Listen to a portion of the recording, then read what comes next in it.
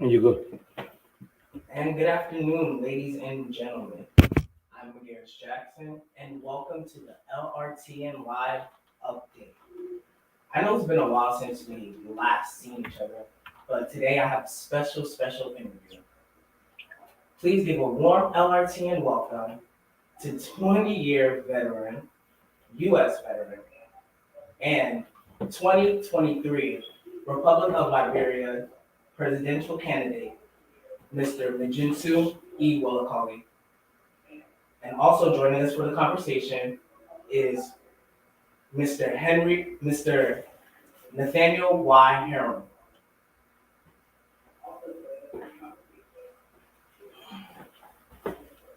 Mr. Heron, how are you? Pleasure joining this panel discussion to discuss issues affecting our country, Liberia. And I will do my utmost best. I pretty much sure all of the participants, including Mr. Wolokoie, will do their almost best in making this program a successful program. Again, thanks for having me. Thank you, Mr. Heron. Before we actually get into tonight's questioning, can you please give a formal introduction to our viewers? A little bit about your personal, educational background. Well, for those of you who may not know me, I am Nathaniel Y. Heron. I'm a resident of the first state, the state of Delaware. I bring greater experience on the platform of politics in Liberia. I'm a product of Temple University with a bachelor's degree. I went in pursuit of higher education to have dual masters. One is public administration with emphasis in government from Keller Graduate School of Management. After I graduated, I joined the Armed Forces of the United States of America, one of the greatest military to ever exist in the history of mankind. I served honorably, like my counterpart, Mr. Wolokoie. I also understand he's a veteran. As a matter of fact, 20 years veteran. So we have a lot of things in common. I am married with my wife and kids. To be precise, I live in Dover, Delaware. Um, Basically, this is who I am, and I'm looking forward to have a successful program as a panelist on the panel discussion to discuss issues affecting Liberia. Thank you, Mr. Heron. As I said earlier, we will be having another guest joining us, Mr. J. Rainey Dapper. But before that, let's get into it with Mr. Wolokoie. How are you? How you doing, sir? I'm good. I know the first question our viewers would like to know is what qualifies you to run for presidency of Liberia? Well, thank you for that question. I am glad to be with you guys today, and look forward to a fruitful discussion, spirited debate. Thank you for having me. Thank you to the LRNT and to all Liberians home and abroad watching this uh, broadcast today. Thank you for everything. Thank you for giving me the chance to talk to Liberian people and the war. For your question, what qualifies me to be to run for president of Liberia? Constitution, one. Constitution. I meet all the constitutional requirements to run for president of Liberia. Two, I am running because I want to make Liberia and Africa better for the future generation of Liberia. Because I believe this now is the time for our country and our continent to put the needs of the future generation before ourselves. Our parents' generation did not secure a better future for us that allow us to most of us to migrate to the United States, Canada, Britain, Europe. So it's time for us as for our generation, you and I, to go back and make life and the future better for our future generation. If you don't mind me asking, running, you would be one of the youngest candidates to ever run, correct? I would say so. I'm not sure. I would say I would be one of the youngest candidates to run, and I would say if elected, I would probably be one of the youngest candidates if elected. People people want to say other stuff, but that's semantics.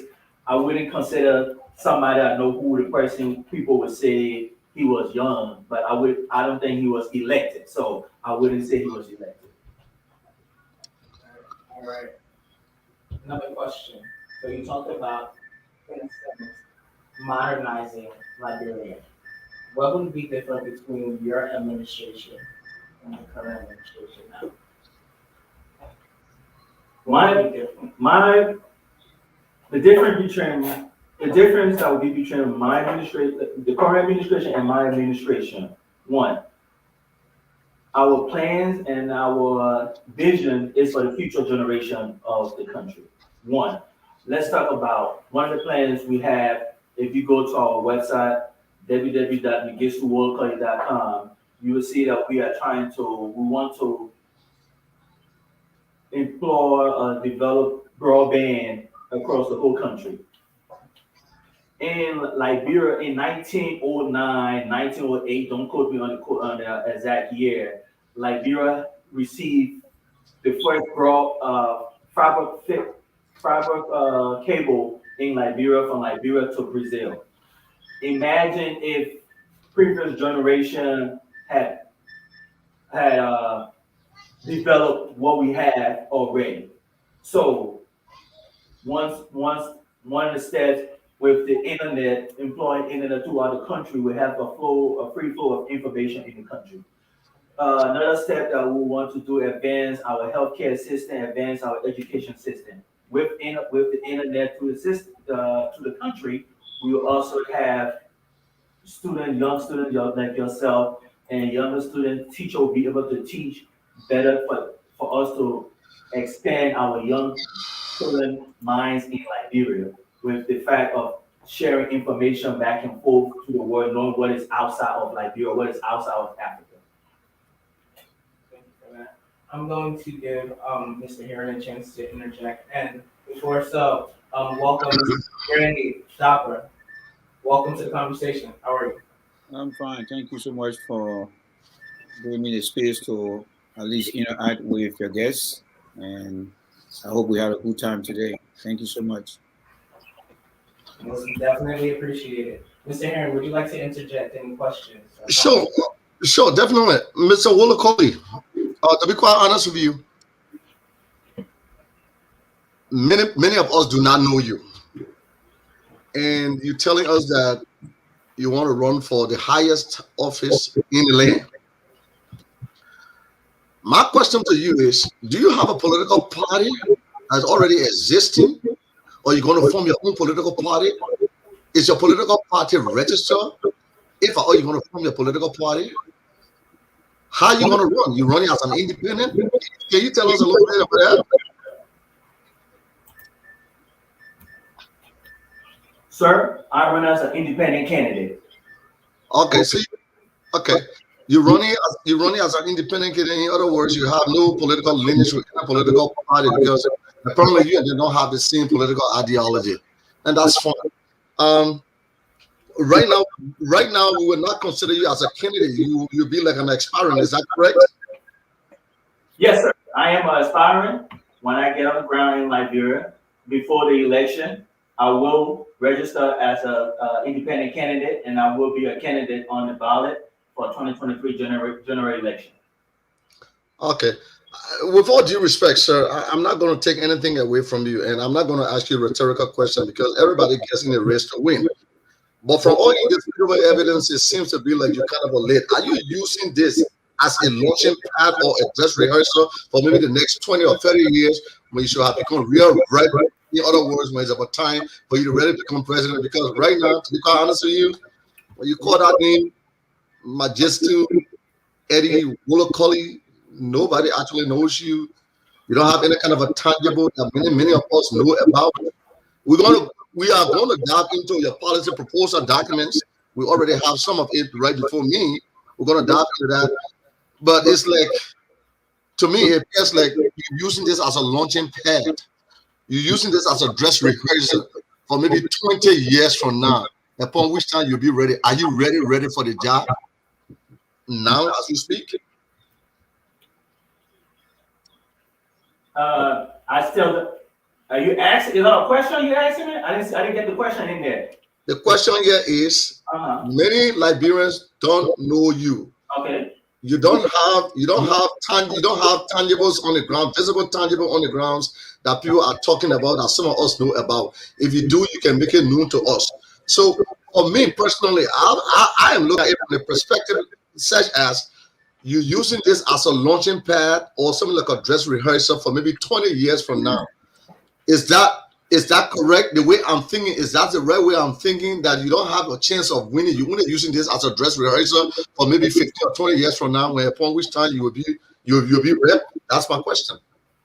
Okay, well, that is your opinion. Yes, sir. And everybody's entitled to their own opinion. Yes, sir. So with that's your opinion. I am running for president of Liberia, 2023 general election. It is on me as a candidate, regardless of the time that I'm given. It's on me as a candidate to allow the people to get to know me. It's on me as a candidate for me to get out there on the ground and introduce myself to the people. So, to answer to your question, really don't see no question in what you asked.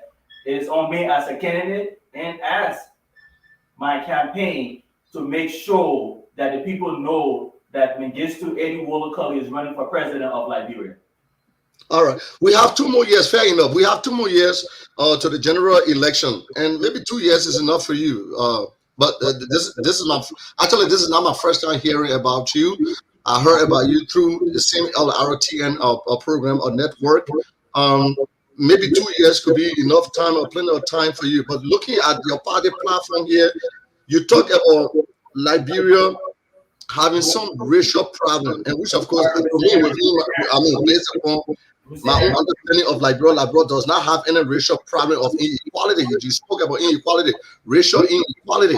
So what comes to my mind is like, is there a copy and paste document when Mr. Wolokoie talk about racial inequality in Liberia, and he will bring about racial equality in Liberia? We don't have any racial problem. Could you care to explain on your racial inequality in Liberia, and that you make it even, or you make it equitable for the citizen to benefit from whatever natural resources, whatever getting potential they have? What do you mean by racial inequality in Liberia when we only have one race? We have only the black race. What do you mean racial inequality in Liberia? Can you care to explain on that, sir?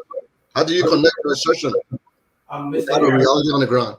Mr. Heron, before we get into that question, can we give Mr. Dapper an opportunity to ask or make an introductory comment? Mr. Sure. Dapper. Yes, again, let me say thanks to the management and staff of Lrtn Radio for giving me the opportunity here. I think Mr. Wolokoie knows exactly who he's about to interact with here. So what I just have as a preliminary question is, Mr. Wolokoie, since you left Liberia, when last did you visit the country, and as far as the preliminary requirement as it relates to residential clause, you meet that requirement? Have you applied? Have you been given the green light that based on the residential clause you are eligible to run? Mr. Dapo, it's good to see you again. I would like to the question I'll answer your question is that are you a member of the NEC? No, Election Commission. I don't know what the applicability of that question, but I think for the audience here and as panelists, we want to make sure that the people of Liberia understand who the candidate is. And that question does not only limit itself to NEC. Any Liberian who is knowledgeable about the electoral process in the country has that ultimate right, that civil duty right to ask the question. And that's why I'm asking the question. It does not mean you have the right to answer. You have the right to ask the question. You are absolutely right. You have the right I ask you the question again and again. The Constitution of Liberia state you have to be 35 years or older. You have to be a Liberian citizen.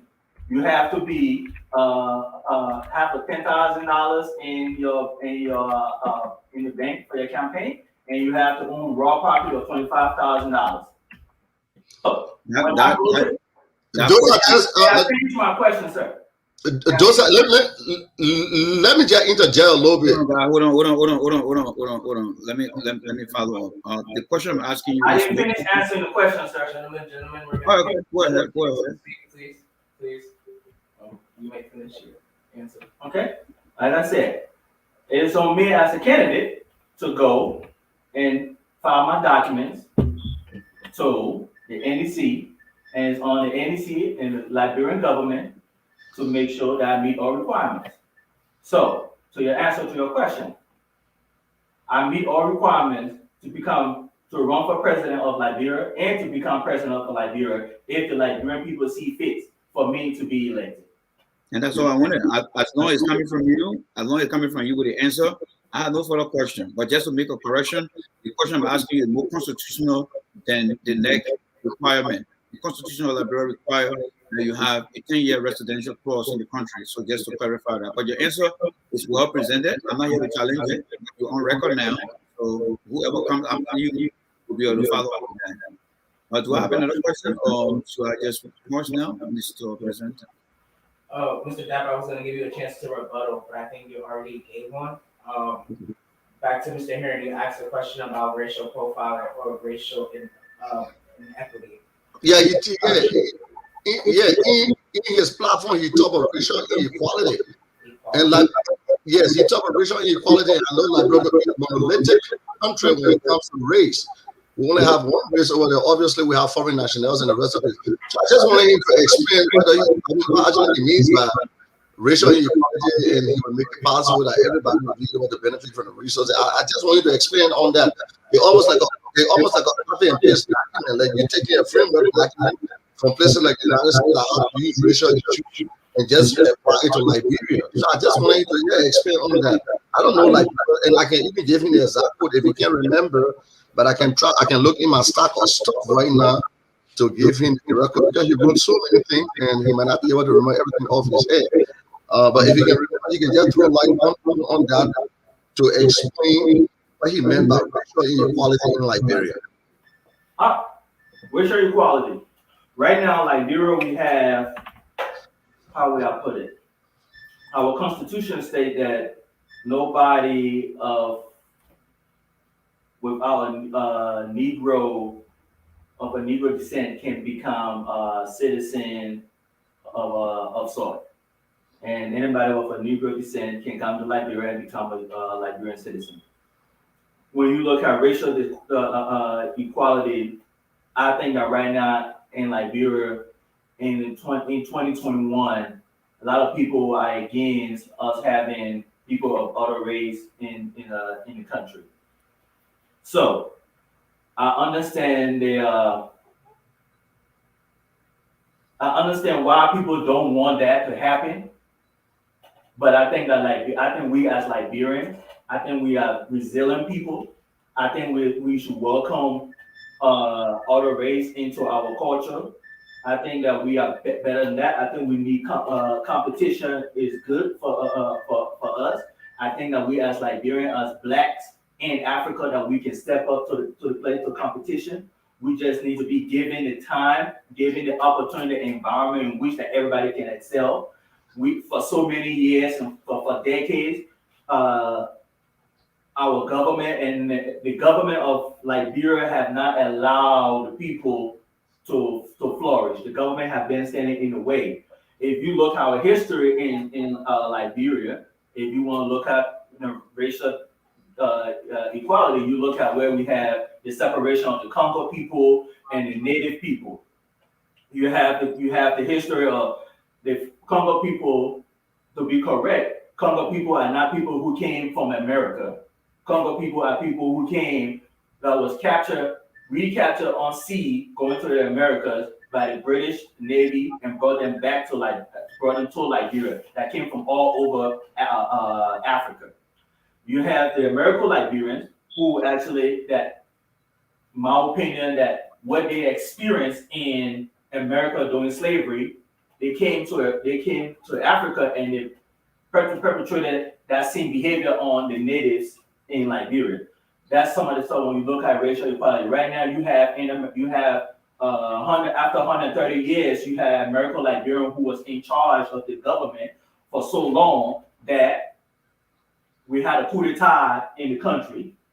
After 10 years, when the natives finally took over the country, as we would like to say, he read just the way the American Liberians did the country, where we had a 14-year civil war that killed 250,000 of our brothers, mothers, and sisters that shouldn't have happened. So you can look at it from those standpoints. That's why I'm looking at it from those standpoints and looking at it from there to saying about racial equality. If you trying to what's the word I'm looking for? Trying to say that copy and paste, plagiarize by any means, sir, I hope be careful throwing accusations out there to. But I understand you are doing your job, so no hard feelings. And I really appreciate your candid answer, but you're still missing the point. What you're talking about is almost like, because first of all, Liberia does not have a multiracial cultural democracy. I told you, and everybody will agree that Liberia is a monolithic country when it comes to race. When you talk about Congo versus indigenous, it's almost like trouble, like crime. But so, Mr. Wolokoie, if you look at my platform, you'll see some racial problem. We talk about we have Lebanese in the country, don't we? We have a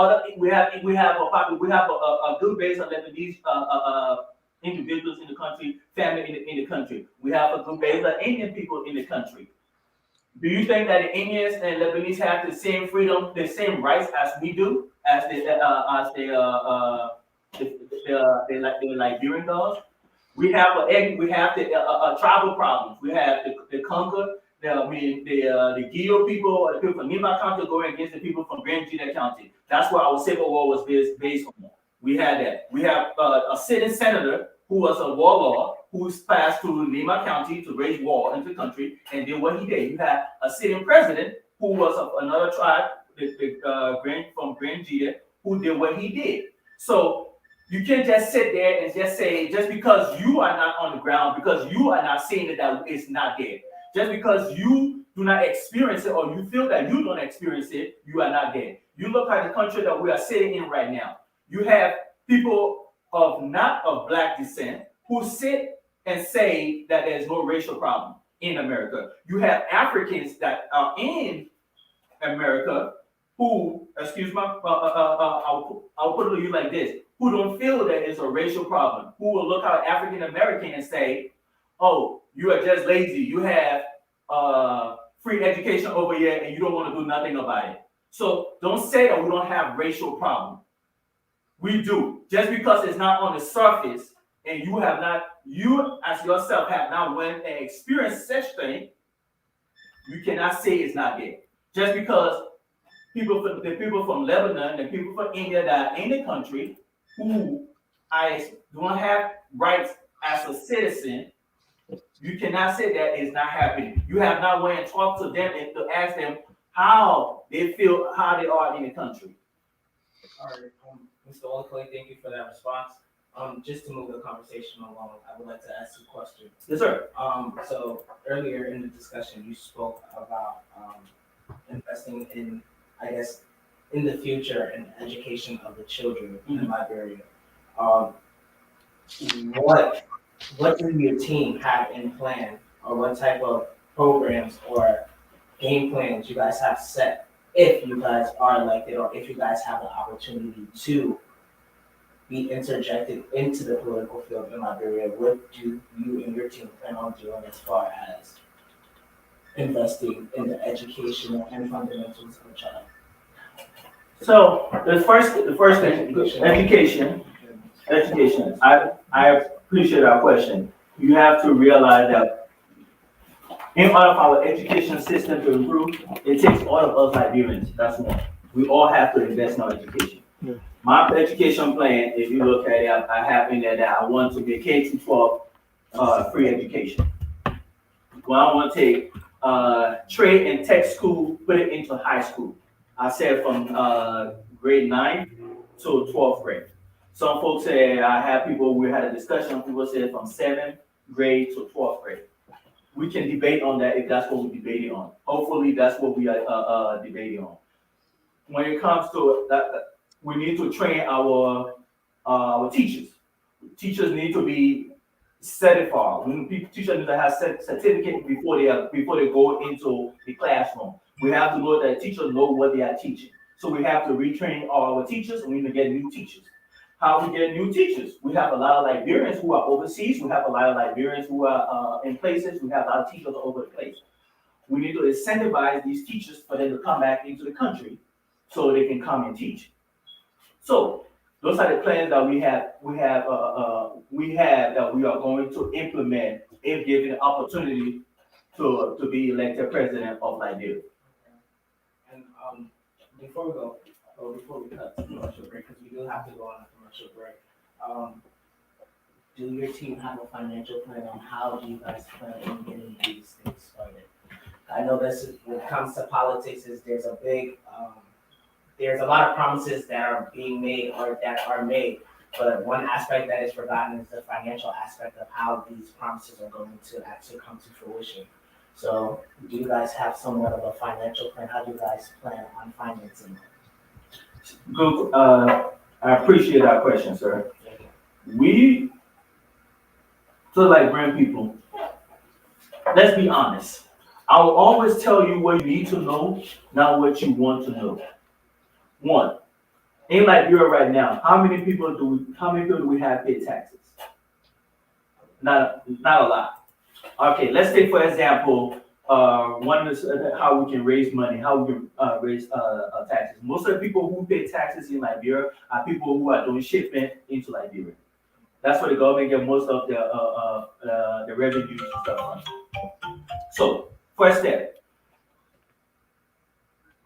Any Liberian, if elected president, any Liberian shipping goods into Liberia will remove custom tax. You will have to pay a fee, but we'll remove custom tax. If you're a non-Liberian, we'll bring our custom tax down to 4%. With that 4%, for example, if you ship in this pen into Liberia in a container, for you to sell this pen, we're going to create a tax base of consumer tax. With this pen coming to Liberia, but if you're going to go sell this pen, the customer will have to pay the national tax on it. Whatever city that this pen is being sold will have a tax base also. So we are going to reduce the amount of taxes people pay in shipping equipment and goods into the country. Will increase the volume so that everybody will share to the tax system on how we pay for stuff. That's how we raise our revenue. We also raise revenue on the standpoint of framing the government, making sure we're open with transparency. Well, another way of transparency is also creating a digital currency, meaning that within 90 days or so, no government agency under my administration will be receiving